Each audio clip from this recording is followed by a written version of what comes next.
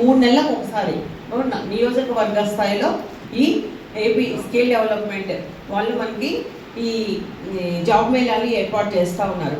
ప్రతి చోట ఎక్కడో ఒక చోట ప్రతి 8 నియోజకవర్గాల్లో ఇవి జరుగుతూనే ఉన్నాయి. అంతేకాకుండా వారానికి ఒకసారి కూడా ఇక్కడ ఏర్పాటు చేయడం అని ఈ జాబ్స్ ఏర్పాటు చేస్తూ ఉన్నారు. చాలా సంతోషం.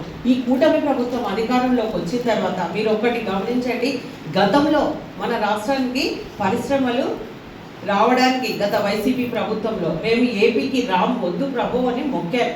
ఇప్పుడు చూడండి మనకి క్యూ కట్టారు, మనకి మేము ఏపీకి వస్తామని చెప్పేసి. మీరే చూడండి 2014 నుంచి 19 వరకు మనకు నవ్యాంధ్రప్రదేశ్కు ముఖ్యమంత్రిగా గౌరవనీయులు నారా చంద్రబాబు నాయుడు గారు ఉన్నారు. ఆయన ఉన్నప్పుడే మనకి సోలార్ పవర్ పార్క్ వచ్చింది. అంతేకాకుండా ఎయిర్పోర్ట్ వచ్చింది, డిఆర్డిఓ వచ్చింది, జైరాజ్ ఇస్పాత్ స్టీల్ ప్లాంట్ వచ్చింది. కానీ గత ప్రభుత్వంలో వాళ్ళు ఎంతసేపు ఉన్నా కమిషన్ల కోసం దాన్ని ఇబ్బంది పెట్టడం వల్ల ఒక్క అడుగు ముందుకు వేయలేకపోయారు.